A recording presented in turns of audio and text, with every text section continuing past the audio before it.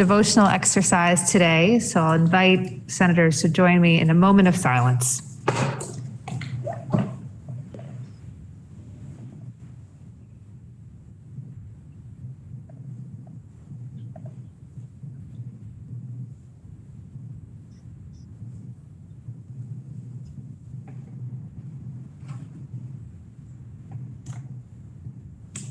Thank you. Are there any announcements this afternoon?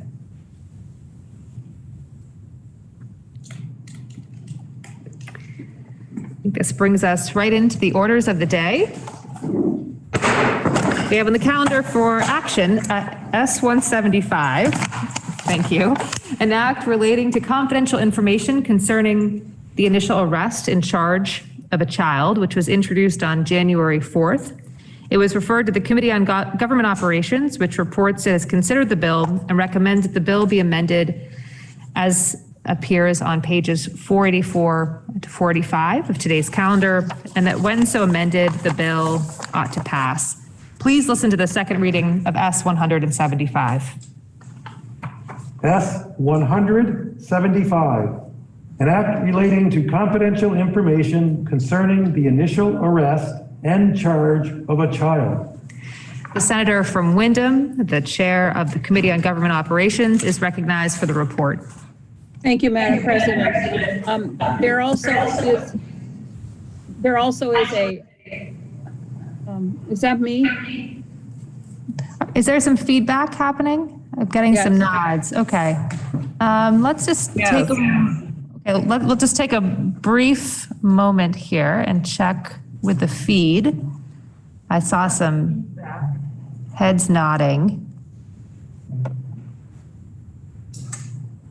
Is that any better? It was me that was echoing. I guess that is better. Okay, great. Thank you. The chair of the Committee on Government Operations is recognized for the report. Please go ahead, Senator. Thank you, Madam President. May I address both the bill and the amendment? You may. Thank you. Last week, I reported a bill that dealt with the part of the brain that controls cool cognition. This bill, S-175, relates to the development of the prefrontal cortex that helps control impulses and risky behavior and consequences. This is the last section of the brain to develop, and scientists now believe it is not fully developed until into the early 20s.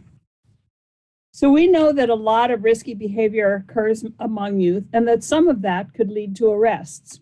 We also know that once their name is public, it is hard for the person to repair their reputation. When a juvenile or youth is arrested, they could be sent to either family court or criminal court. In family court, the records are confidential. In criminal court, the records are public. But if the arrest record has already been made public, the juvenile's name is out there and it is hard to retract, and the youth is tainted with this action. S-175, which has been stated begins on page 485 of today's calendar, addresses this dilemma.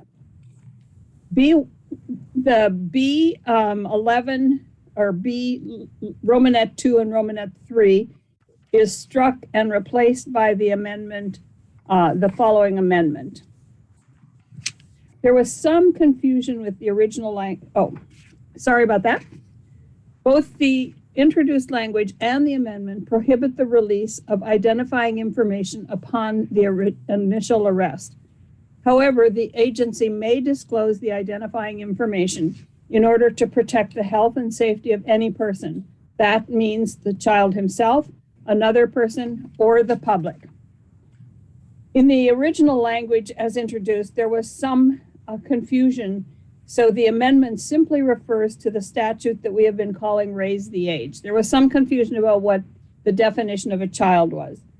So here, the age that this refers to will follow the same age as in raise the age. If you remember, a couple weeks ago, we delayed the raise the age until 2023. It was reported by Senator Sears.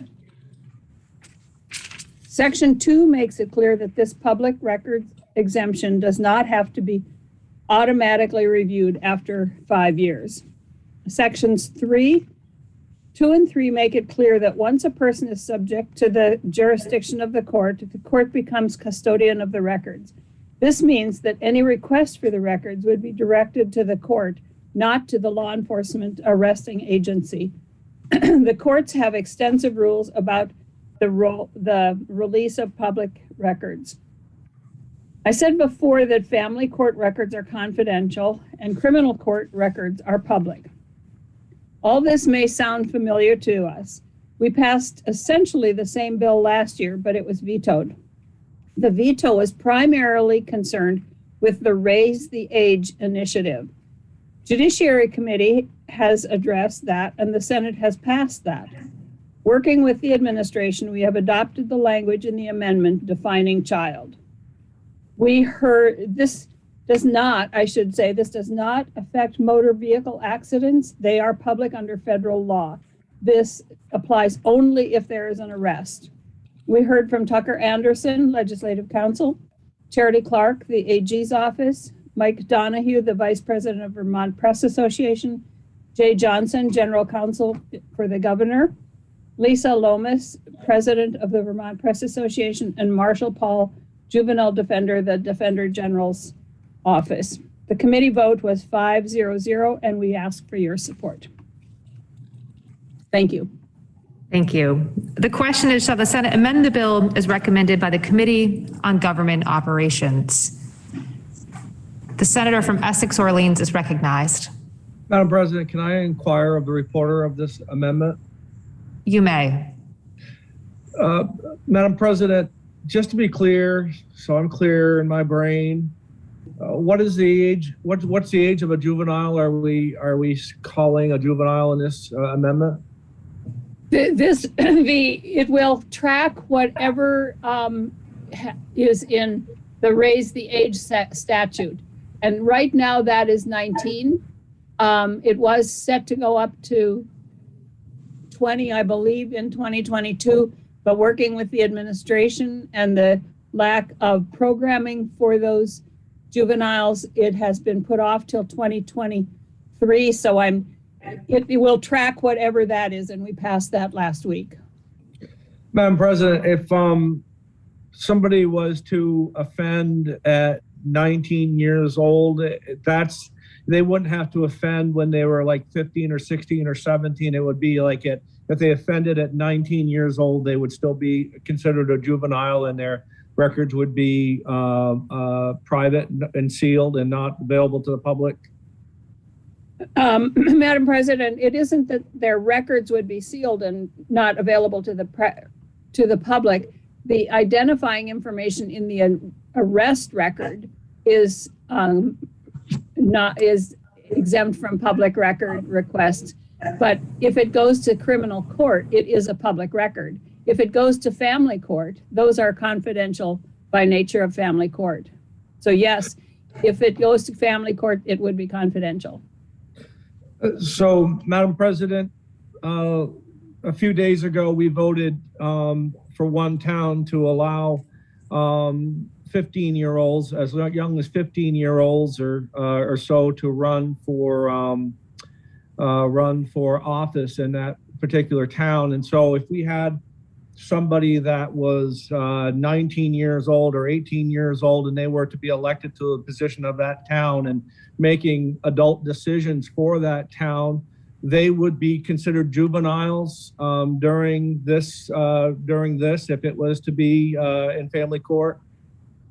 Yes, because a juvenile, there's a difference between being elected and voting and a criminal record. And currently, an 18-year-old could serve on the Brattleboro Select Board because 18-year-olds have the right to vote and therefore the right to be elected. So what we passed was the ability for 16 and 17-year-olds, not down to 15. But currently, an 18-year-old could serve on the Brattleboro Select Board, but in terms of a criminal charge, they would be considered a juvenile if it went to family court where it would be confidential. That's the current law under the criminal statutes.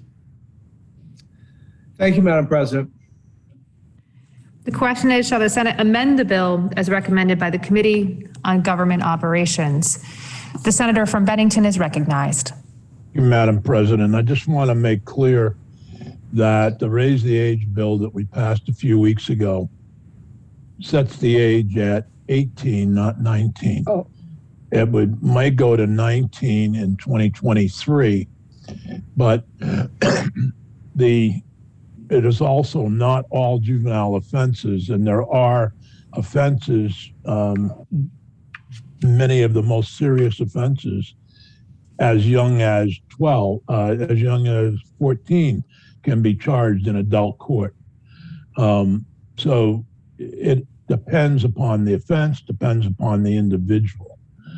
I just want to make that clear. There's also youthful offender statuses that sometimes get confused here. This bill doesn't change any of that, as I understand it. So, Madam President, just to be clear about raise the age and youthful offender status, currently somebody who is 18 can be treated in family court. But if they've committed a very serious crime and it's up to the prosecutor, it can go to adult court. So just wanted to clear that up, Madam President. Are you ready for the question? And the question is, shall the Senate amend the bill as recommended by the Committee on Government Operations? Kindly unmute. All those in favor, please say aye. Aye. Those opposed, nay. No. No. The ayes appear to have it. The ayes do have it, and you've amended the bill as recommended by the Committee on Government Operations. The question now is, shall the bill be read the third time? Are you ready for the question? All those in favor, please say aye. Aye. Aye. Those opposed, nay. No. No. Ayes appear to have it. The ayes do have it, and you've ordered third reading of S 175. We also have on the calendar for action today, S 265, an act relating to expanding criminal threatening to include threats to third persons, which was introduced on January 18th. It was referred to the Committee on Judiciary, which reports it has considered the bill and recommends that the bill be amended as appears on pages 485 to 487 of today's calendar, and that when so amended, the bill ought to pass. Please listen to the second reading of S 265. S 265, an act relating to expanding criminal threatening to include threats to third persons. The senator from Bennington, the chair of the Committee on Judiciary, is recognized for the report. Thank you, Madam President. May I talk to? Excuse me, Senator. The senator from Wyndham has just risen. Madam President, I wonder if you could ask the senators to please mute. Are we having some feedback? Yeah. Senators, if you're not speaking, kindly mute and give Senator Sears the full feed and attention. Senator, you may continue. Thank you, Madam President. This bill, its genesis certainly is deals with criminal threatening. And its genesis this year is some of the threats that followed the 2022 presidential election. Some would refer to it as the big steal or the big lie, depending upon your point of view. I have debated with myself whether to read some of the language that was used in phone calls to our Secretary of State's office and to the folks that work there. Suffice to say, I'm not going to read that. It is profane, it is ugly, and it is, to my mind, threatening. Madam President, what led to this bill and I believe S 230 was the idea that our current law did not allow prosecution for that person making those threats and using that intimidation on our election workers. S 265 proposes to expand Vermont's criminal threatening statute to reduce the gaps between threats that can be prosecuted under our current Senator? Looks like we may be having some connectivity issues and you have frozen.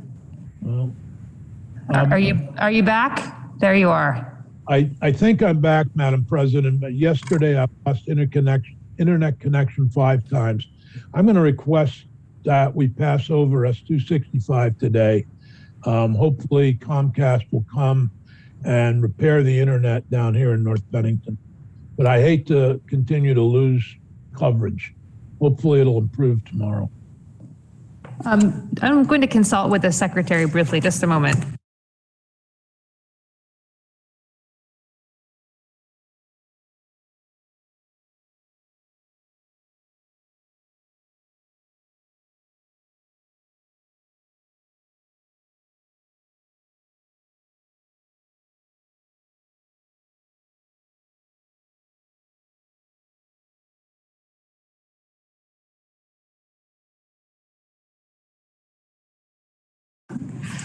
Senator, I just wanted to confer with the secretary on whether we may permit you to complete the report with your camera off, which is fine. I will try Or if you prefer to give Comcast a call and remind them of the situation, we can pass over until tomorrow. So let's try it with the video off. okay. We will need a rule suspension. I may ask the pro tem. Thank you, Madam President. This time I ask that the rules be suspended and that the senator from Bennington, Senator Sears, be permitted to give his floor report with his camera off. The senator from Wyndham has moved that the rules be suspended and the senator from Bennington be permitted to complete his report with his camera off. Are you ready for the question? All those in favor, please unmute and say aye. Aye. Aye.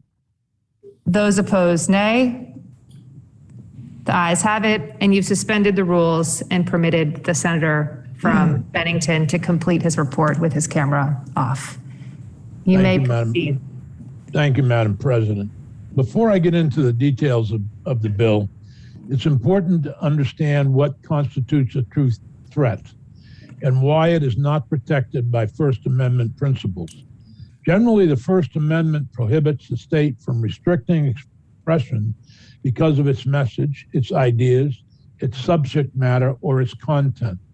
However, there are certain narrow and well-defined classes of expression that carry so little social value that the state can prohibit and punish such expression without violating the First Amendment. A true threat is one of those cases. A true threat encompasses statements where the speaker means to communicate a serious expression of intent to commit an act of unlawful violence to a particular individual or group of individuals. The speaker need not actually intend to carry out the threat because the doctrine protects individuals from fear of violence and the disruption that the fear engenders, in addition to protecting from the possibility that the threat of violence will occur. Currently, Section 1702 of Title 13, the criminal threatening statute, criminalizes a true threat knowingly made to another person that places the other person in reasonable apprehension of death or serious bodily injury. Thus, the statute in Vermont only criminalizes true threats directed from one person to another. The statute also explicitly permits a defendant to raise the affirmative defense that the defendant did not have the ability to carry out the threat. This means that the criminal liability can be excused if the defendant proves the defendant could not make good on the threat.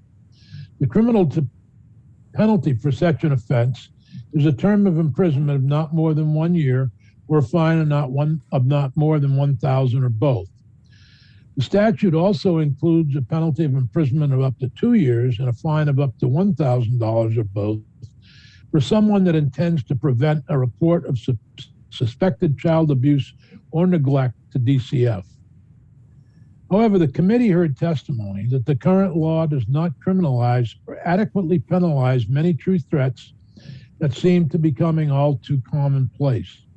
Threats to election officials, threats to be carried out at government buildings, and threats for complying with state-issued public health measures, just to name a few.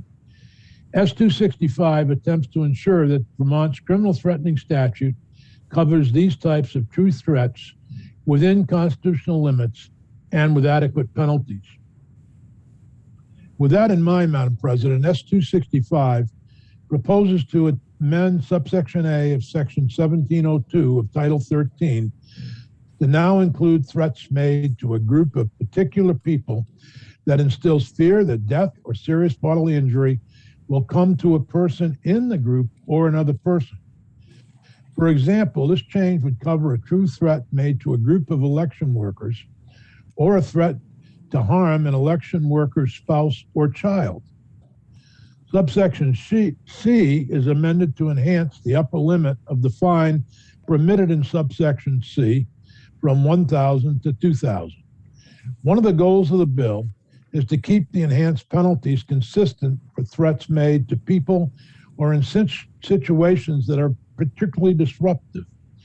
As you will see, imprisonment for not more than 2 years or a fine of not more than $2,000 or both is applied uniformly to those particularly disruptive situations. S-265 amends subsection D by redesigning the definitions within it as subsection F, which will be discussed in more detail later.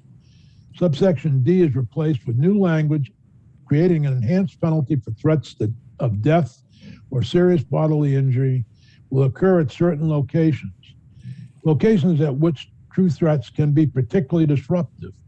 These include public or private schools, post-secondary institutions like colleges, a place of worship, a polling place during election activities, the Vermont State House, or any federal, state, or municipal building. The enhanced penalty in terms of imprisonment is up to 2 years, and the fine is $2,000. Current events have highlighted other true threats that can be disruptive to the lives of Vermonters. Threats aimed at preventing people from complying with state-issued quarantine measures or preventing compliance with court orders stopping a shooting range from operating, for example. The proposed amendment to subsection E is aimed to cover those situations in addition to any true threat aimed at preventing someone from complying with state laws or rules, state court or administrative orders, or state executive orders. The use of the language to terrify, intimidate, or unlawfully influence is used to ensure that only true threats are criminalized and not constitutionally protected speech like the other enhanced penalty sections of S-265. The penalty is imprisonment of not more than 2 years or a fine of not more than $2,000 or both. Subsection F of S-265 makes some non-substantive stylistic changes to the criminal threatening statute. It also adds definitions and cross-references for certain terms used in 265. Subsection G of S-265 redesignates the current language of subsection G to reflect the Raise the Age initiative that we just discussed moments ago. Proposed subsection F removes the express preservation of the defendant's inability to carry out the threat as an affirmative defense to a charge brought under the statute. This does not prohibit a defendant from pleading this as a defense, but it leaves it to the court to decide the matter. Subsection F now includes another enhanced penalty for threats made to candidates for public office, public servants, election officials, or public employees while acting in their respective capacities. Like subsection E, subsection F incorporates language to preserve constitutionally protected speech and incorporates the same enhanced penalty. Finally, Madam President, Section 2 provides that the bill goes into effect on passage.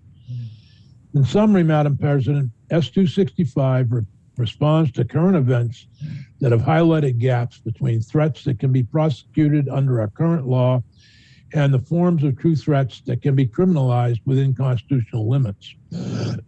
Accordingly, S-265 would help close those gaps and ensure that true threats are particularly disruptive to daily that are particularly disruptive to daily life are adequately criminalized and penalized.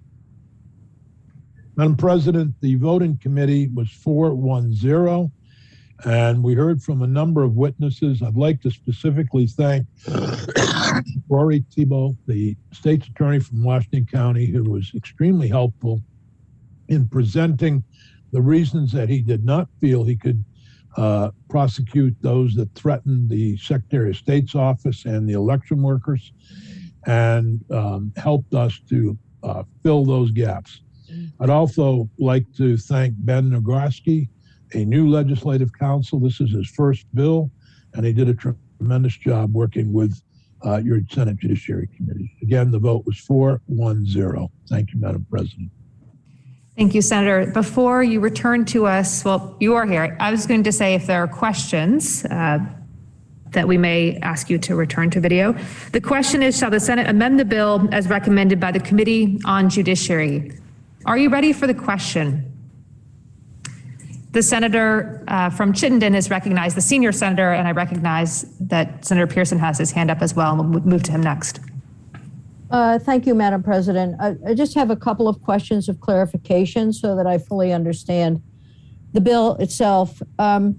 So within the bill, it does talk about a determination by words or action to determine whether or not a threat is being made. And though you have explained words, I think, I will have another question about words, but actions, how, is there a definition? Is there some sort of known quantity or understanding about actions?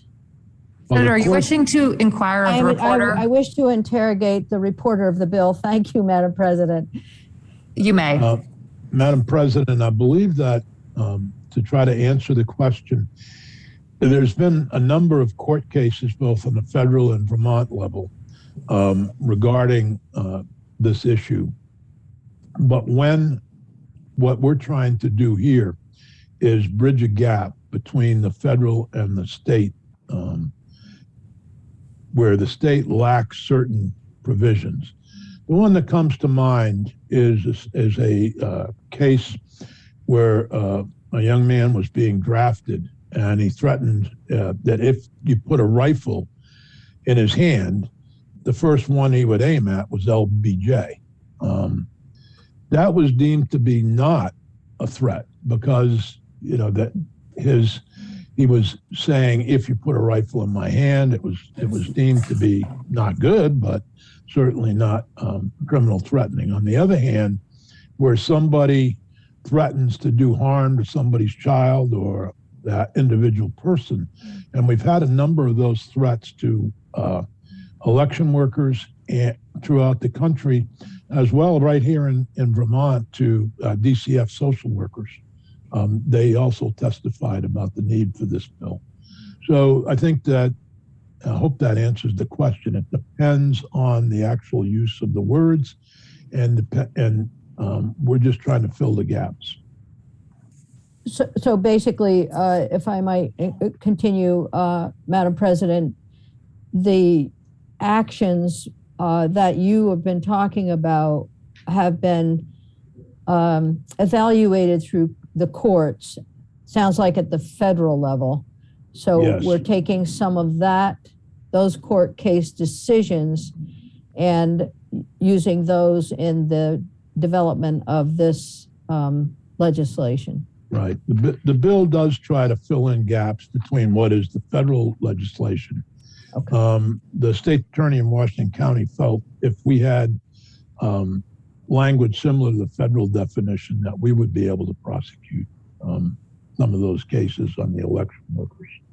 All right, thank you. And just one very quick question, that because we're talking about words, this then would carry to mailed threats?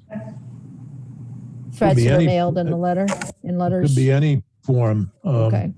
Obviously, back when a lot of this, I just referred to a case when LBJ was president. We didn't have, all we had was mail and telephones. We didn't have Twitter, Facebook, and other means of communication that we have today, email and so forth. Thank you, Madam President. I believe the senator from Chittenden had his hand up. The senator from Chittenden is recognized. Thank you, Madam President. May I inquire of the presenter? You may. Madam President, I appreciate this bill a lot. I think we've all seen the headlines and probably gotten emails that border on this topic for sure.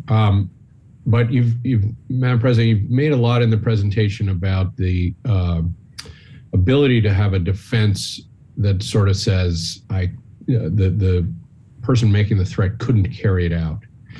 And I'm curious, if I'm Secretary of State, I'm probably not going to know people emailing, and so how would help me understand? I mean, a threatening email is a message that's going to have an impact, could be chilling, could have any manner of impact, and I'd like to understand how that squares with a defendant's ability to say, well, I don't even own a gun, or what have you, something that any person targeted wouldn't have any way of knowing. So could you help me, help us understand that? Under current Vermont law, there is an affirmative defense. After a lot of back and forth in the committee, we decided to remove the affirmative defense, but not eliminate the affirmative defense. So somebody could still raise that defense in court, but it's not expressly written into the law. The one time that I can remember actually being threatened was during civil unions. And when the Capitol Police checked out the threat, we found out it was somebody in Minnesota in a wheelchair. So their ability to carry out the threat that they made to me was very limited, and quite frankly, I didn't worry too much about it. But the concern here is that somebody makes a threat, and even if they're not capable of carrying out that threat, it might have the desired effect on that election worker, on that candidate for public office who decides not to run, or, if the threat's made, I'm going to take out your child. You decide it's not worth this. And so we under the terms of the bill, rather than keeping the affirmative defense in statute, we allow the defendant to raise that.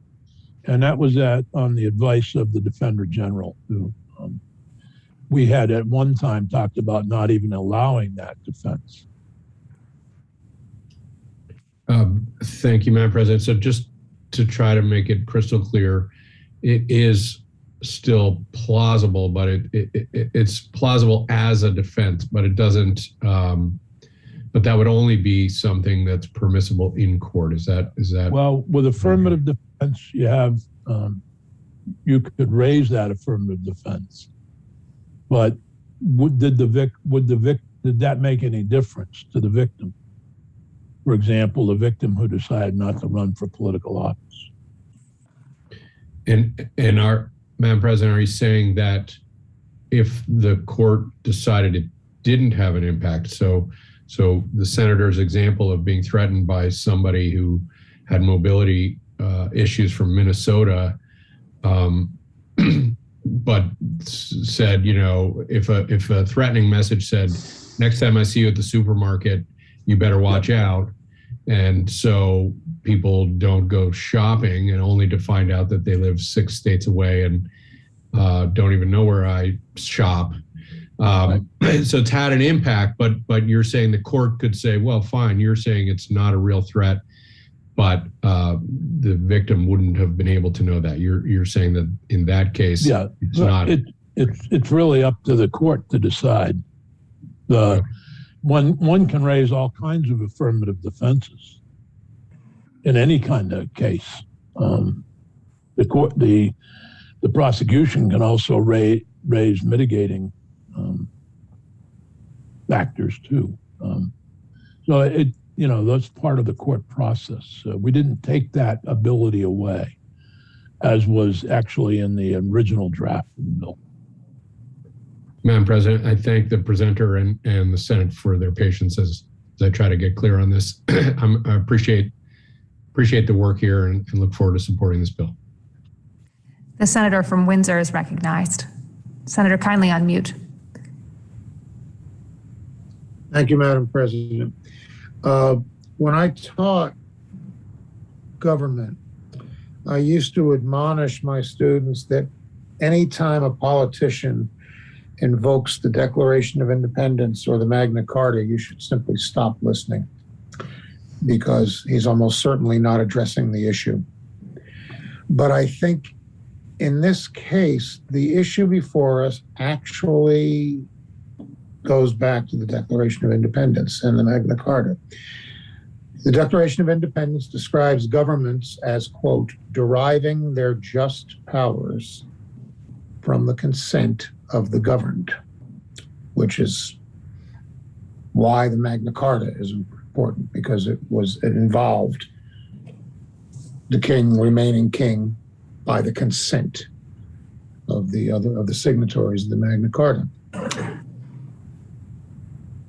When someone threatens a public official, it's an attempt to affect policy.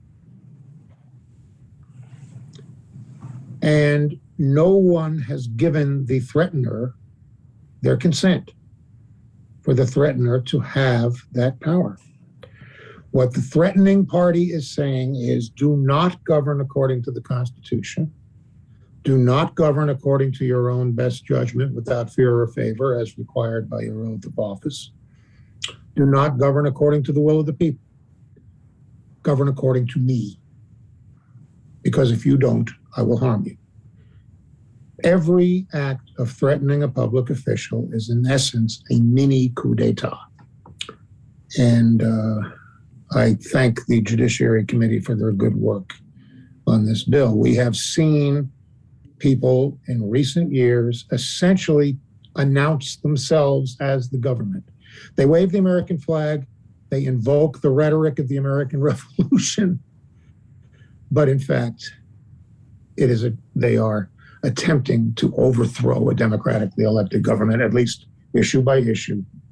And it may be brushed off as simple buffoonery, but in effect, it's a mini coup d'etat. So I thank the committee for their good work.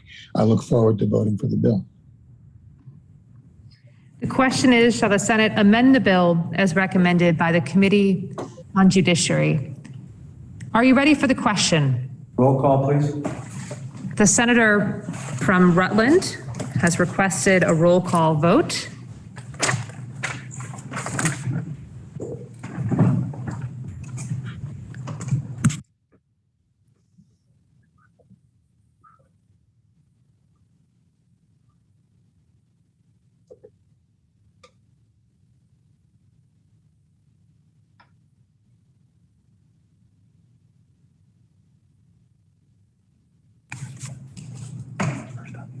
And the senator from Rutland has requested a roll call vote on the amendment. The amendment. Michael. Are you ready for the question? Oh, the senator from Rutland is recognized. Thank you, Madam President. May I take that back and vote on the underlying bill, please, with roll call? You may. Well, we will come back to you in a moment. Are you ready for the question? Senators are kindly asked to unmute. Again, the question is, shall the Senate amend the bill as recommended by the Committee on Judiciary? All those in favor, please say aye. Aye. Aye. Those opposed, nay. No. The ayes appear to have it. The ayes do have it, and you've amended the bill as recommended by the Committee on Judiciary. The question now is, shall the bill be read the third time? Are you ready for the question? Roll call, please. The senator from Rutland has requested a roll call vote. Are you ready for the question?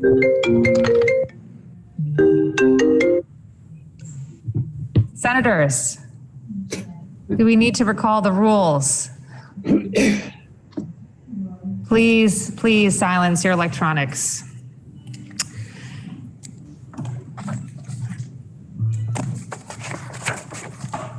The question is, shall the bill be read the third time? The senator from Rutland has requested a roll call vote, and the senator from Chittenden is recognized. Thank you, Madam President. I don't always relish the thought of adding new criminal statute to our criminal code and creating more opportunities to criminalize people.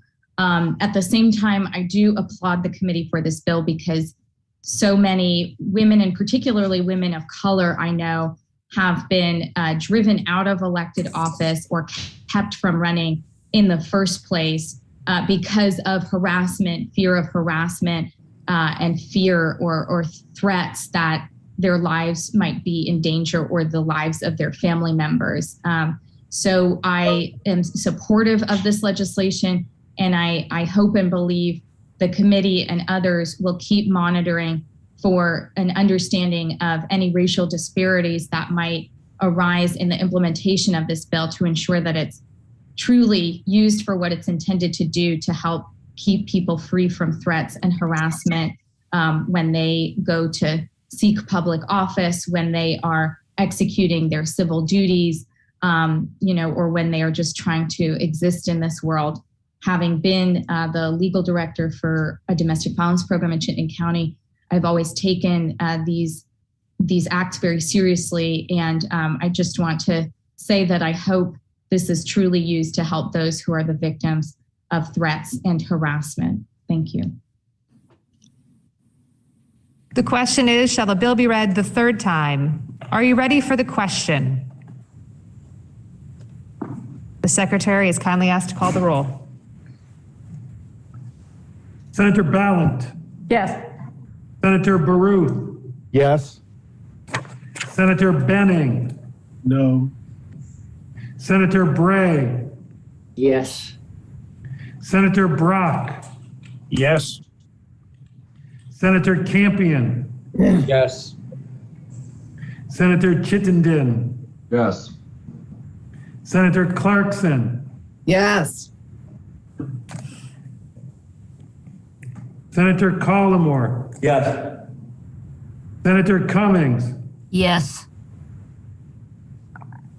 Senator Hardy. Yes. Senator Hooker. Yes. Senator Ingalls.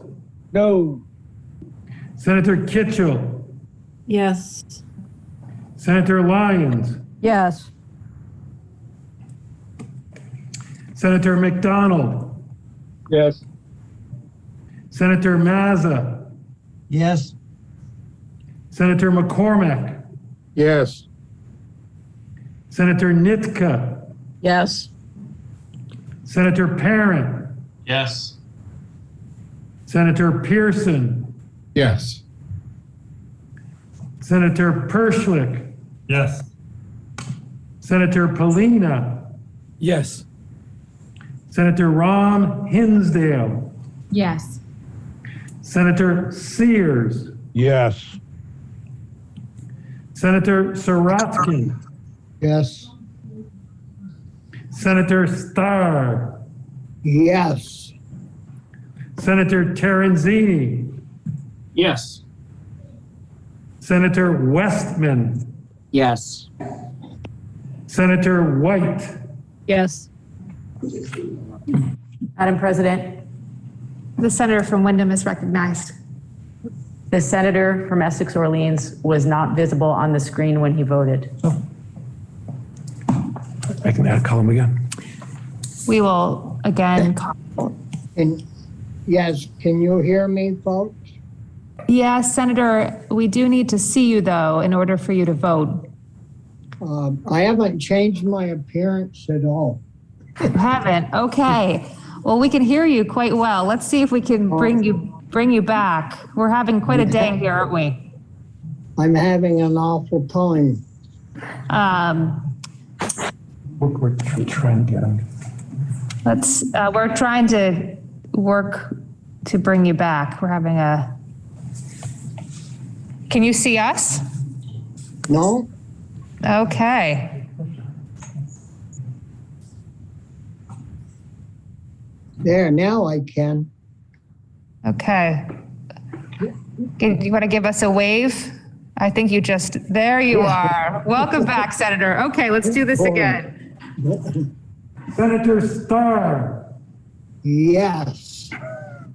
just want to check. Okay. Thank you. I want to make sure I check because I got it wrong. Okay, please listen to the results of your vote. The yeas 28, the nays 2, and you've ordered third reading of S 265. This does now complete the orders of the day. And the senator from Wyndham is recognized. Thank you, Madam President. Pending announcements, I move that the Senate stand in adjournment until Friday, February 18th at 11:30. The senator from Wyndham has moved that subject to any announcements, the Senate do adjourn until Friday, February 18th at 11:30. Are there any announcements? The senior senator from Addison is recognized. Thank you, Madam Speaker. Madam President, oh, here we go. The Senate Natural Resources and Energy will meet tomorrow morning, 8:30. Thank you. And the senator from Bennington, Senator Campion, is recognized. Thanks, Madam President. Senate Ed will meet at 2 o'clock.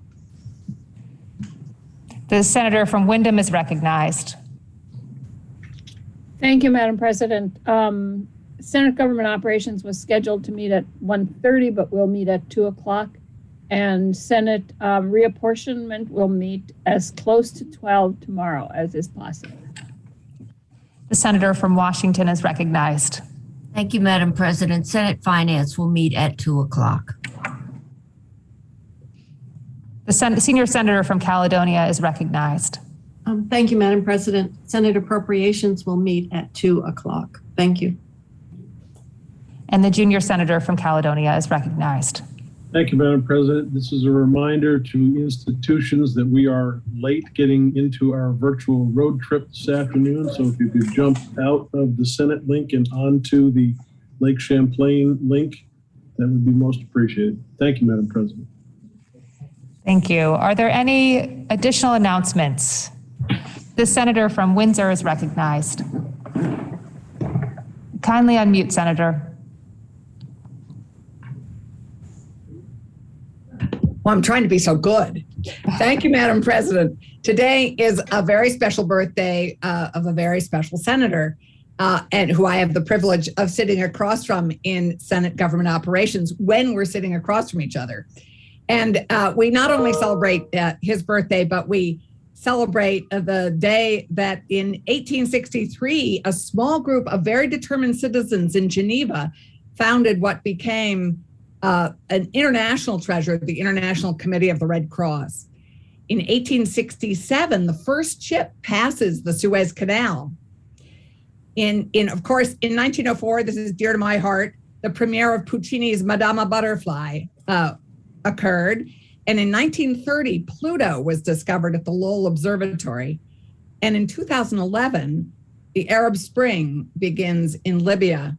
Birthdays he celebrates with are in 1653, the Italian violinist, I know that's dear to his heart, the Italian violinist and composer Arcangelo Corelli was born. And in 1874, Thomas Watson, the founder of IBM, was born.